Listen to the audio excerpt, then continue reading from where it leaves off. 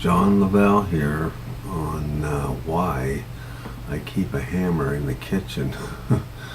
A hammer in the kitchen has got to be one of the best kitchen tools there is. I'll tell you why.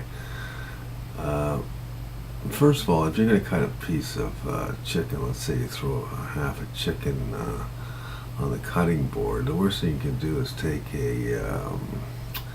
like a meat cleaver and for God's sakes don't put your hand on the chicken and fire the meat cleaver at it and split it in half.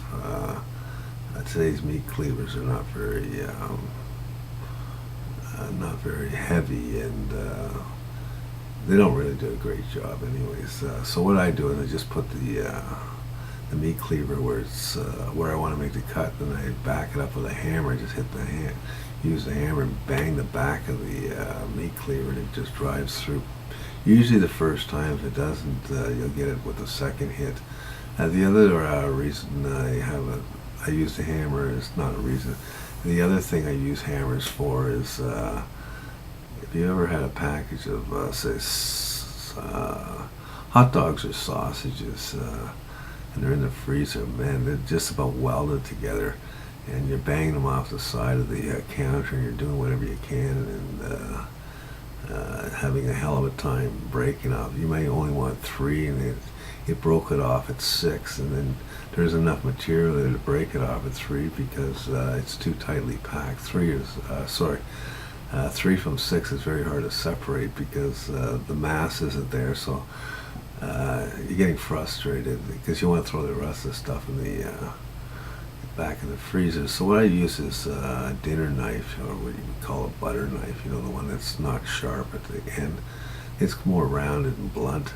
I just put it in the middle of wherever I want the hot dogs to separate, and I just hit it with the end of it with a hammer again, like straight down, like the knife is straight down. I hit the end of it like a nail, and now it's tough, I'll admit that, and you got to give it a few whacks, but you'll get through with it and not hurt your hands and hurt the counter or anything. You usually do it on a chopping block anyways, and so the knife doesn't go into your counter. But you can separate as many hot dogs as you want. If you want 1 or 2 or 4 or 3, doesn't matter. You'll get what you want. And if you don't get exactly what you want, if you're up 1 or down 1, just lay them down, the 2 down, and just give it a whack and separate it. And then you throw the rest of them back in the bag and throw an elastic around and throw it back in the freezer.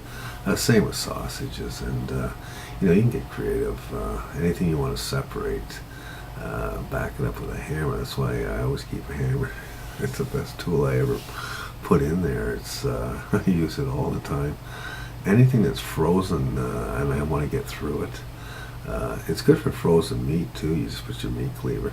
Let's say you got Polish sausage, and you can't cut it because it was in the freezer and it's just too damn hard. You don't want to thaw this thing that's like 2.5 feet long or whatever, because you're not going to eat 2.5 feet of it. So you only want like say 6 inches of it because you want to make up something with eggs or something.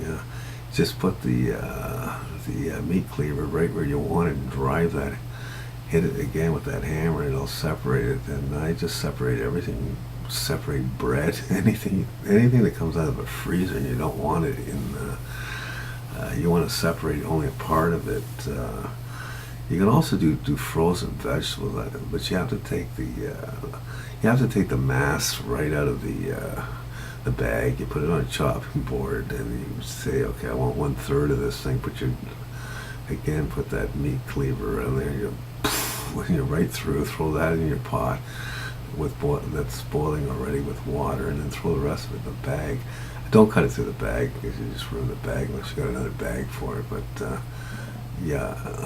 hammers have unlimited use, believe me. I use them all the time.